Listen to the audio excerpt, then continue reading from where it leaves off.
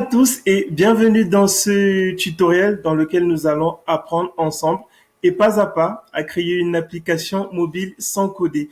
Donc, il n'y a aucun prérequis pour pouvoir suivre toutes les vidéos qui vont concerner ce sujet. Le seul prérequis en réalité, c'est d'avoir une adresse Gmail ou de savoir en créer une. Donc, aujourd'hui, nous allons faire le focus sur la création d'une marketplace, une plateforme de freelance. Ce sera une plateforme en fait qui met en relation des entreprises et des développeurs. Donc, les entreprises pourront venir contacter les développeurs afin que les développeurs puissent mettre en place leurs différents projets. Donc, je vais vous montrer rapidement ce à quoi ça va ressembler. Donc, on pourra avoir accès à la liste des développeurs, consulter le profil des développeurs. On pourra aussi envoyer une demande de devis aux développeurs et on pourra faire plusieurs autres actions qu'on découvrira dans les autres vidéos. Mais aujourd'hui, le focus que nous allons faire, ce sera vraiment sur la partie théorique qui est très, très importante. Faut pas se dire parce que c'est de la théorie, c'est moins important que la pratique. En réalité, mieux vous aurez compris les concepts qu'on verra aujourd'hui et plus rapidement vous pourrez aller dans les différentes étapes. Donc, première chose très importante, en fait, c'est la notion de pitch fonctionnel. C'est quoi un pitch fonctionnel? Un pitch fonctionnel, c'est une phrase simple et claire qui décrit notre projet et qui met en avant les acteurs et les différentes actions possibles par ces acteurs-là.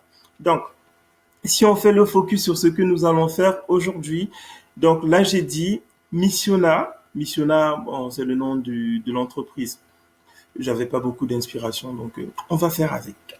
Missiona permet à des entreprises de consulter le profil des développeurs, de leur envoyer une demande de devis et de valider leur offre. Quand je parle d'offre ici, c'est l'offre que les développeurs auront fait à l'entreprise. Du coup, donc, on va repérer les acteurs. Qui sont les acteurs? Bon, on a les entreprises, on a les développeurs que j'ai mis en bleu. Quelles sont les actions possibles? On a dit qu'une entreprise peut consulter le profil des développeurs. Quelles sont les autres actions possibles? Une entreprise peut envoyer une demande de devis et une entreprise peut valider une offre qui aura été faite par un développeur. Donc là, comme vous pouvez le voir, dans ce pitch fonctionnel, on a bien mis en avant les acteurs, les actions qui sont possibles. On a la description du projet, et on a plusieurs besoins explicites. Quand je dis explicite, c'est vraiment, là on arrive clairement à voir qu'il y aura la consultation, il y aura la validation, il y aura l'envoi de demande. Mais il faut savoir que il y a souvent aussi des actions qui sont implicites. Donc on en verra certaines un peu plus bas.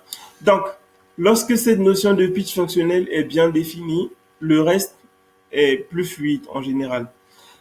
Donc, on va passer du coup à la deuxième phase qui est les cas d'utilisation. C'est quoi les cas d'utilisation? En fait, les cas d'utilisation vont nous permettre de recenser toutes les actions possibles par acteur.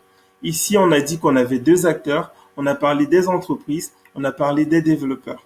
Donc, qu'est-ce qu'une entreprise peut faire? Elle peut consulter la liste des développeurs, consulter le profil d'un développeur, envoyer une demande de devis. Elle peut ajouter et modifier son profil. Vous voyez, ça, on l'a pas dit de manière explicite dans le pitch fonctionnel. Donc, deux choses. Soit on le considère comme étant implicite, soit on rajoute une phrase en plus dans le pitch fonctionnel pour dire que c'est une action possible. Donc, là, on a ajouté et modifié son profil. On a validé une demande de devis et effectué le paiement. OK? Jusque-là, c'est bon. On va passer au développeur. Un développeur, il peut faire quoi? Il peut consulter la liste des demandes de devis qui lui ont été transmises par les entreprises, bien sûr. Il peut répondre à une demande de devis. Il peut ajouter, modifier son profil et il peut consulter la liste des autres développeurs. En réalité, la liste des développeurs, c'est la page par défaut, comme vous avez pu le voir tout à l'heure. Donc, tout utilisateur pourra en fait consulter la liste des développeurs dans le cadre de l'application qu'on va créer ensemble. Du coup, cette notion étant définie, on passe à l'architecture de données, qui est aussi une partie très importante. Donc, l'architecture de données, en fait, ça va nous permettre d'avoir une certaine représentation de nos données et aussi une définition des relations qui entre les entités de notre application. Qu'est-ce que j'appelle entité? Entité, ça va être par exemple l'entité devis, ça peut être entité entreprise, entité développeur. Et c'est ce que nous allons faire là tout de suite. Du coup, focus sur architecture de données. Alors là, vous voyez une entité utilisateur. Et vous vous dites peut-être, mais il sort ça d'où, les utilisateurs? En fait, on aurait deux approches possibles. On aurait pu avoir deux entités, une entité entreprise, une entité développeur. Moi, ce que j'ai décidé de faire, en fait, c'est de regrouper les deux dans une seule entité que j'appelle utilisateur. Et pour distinguer les entreprises des développeurs, j'ai ajouté ici un élément qui s'appelle catégorie utilisateur. Donc, cet élément prendra deux valeurs, du moins deux valeurs possibles. Donc, on aura soit entreprise, soit développeur. Donc, ce sera ça les deux valeurs possibles de catégorie utilisateur. Du coup, un utilisateur, comment est-ce qu'on l'identifie? Si on suppose qu'on est dans le cas d'un développeur, ben, un utilisateur, il a un nom, il a un prénom, il a un intitulé. Intitulé ici pour moi, c'est développeur full stack, développeur Python, Laravel et tout ce qui va avec. Un développeur, il a une photo de profil, il a une adresse mail. Un développeur a des expériences. Pourquoi est-ce que je mets expérience ici? Bah, en gras et en surligné aussi, c'est parce que bah, c'est une relation. Donc, relation vers quoi? Vers l'entité expérience. Donc, finissons déjà avec l'entité utilisateur et on parlera justement de cette relation-là. Donc, un développeur, il est dans une catégorie, il peut être un développeur web ou un développeur mobile, par exemple. Ça aussi, c'est une relation. Et un développeur, il a un tarif journalier et il appartient à une catégorie. Donc, revenons sur la partie expérience. Donc là, on voit la notion de relation. Je l'ai dit, un développeur a plusieurs expériences. Donc ici, on a en quelque sorte un lien vers la liste des expériences d'un développeur. Et cette liste d'expériences, elle est corrélée à quoi? À l'entité expérience.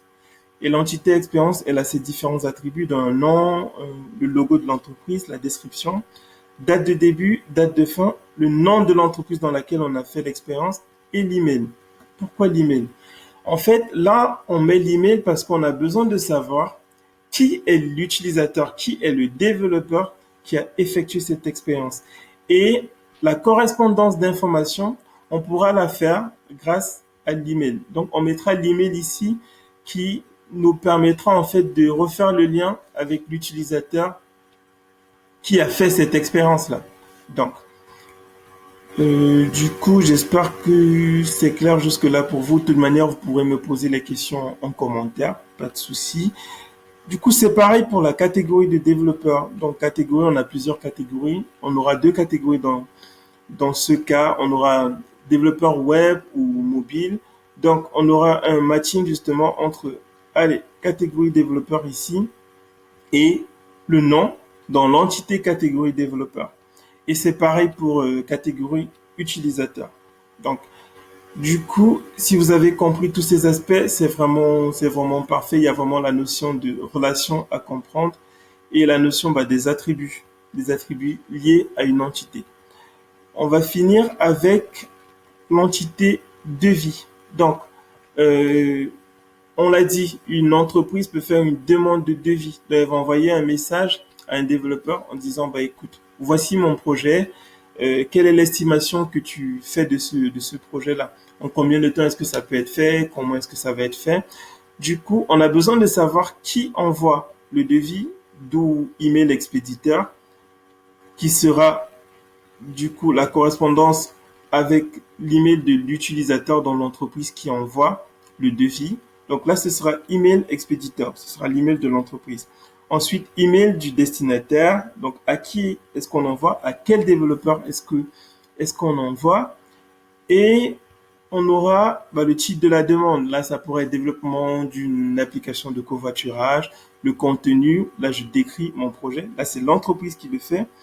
Et ensuite, le développeur enverra une réponse qui sera donc contenu réponse et il dira combien de temps il pense que ça peut prendre. Donc voilà pour cette première vidéo. C'est vraiment les notions essentielles qu'il fallait comprendre. Nous pourrons aller dans la pratique à partir de la deuxième vidéo. N'hésitez pas à me poser toutes vos questions en commentaire et d'ici là, prenez soin de vous. Allez, ciao ciao.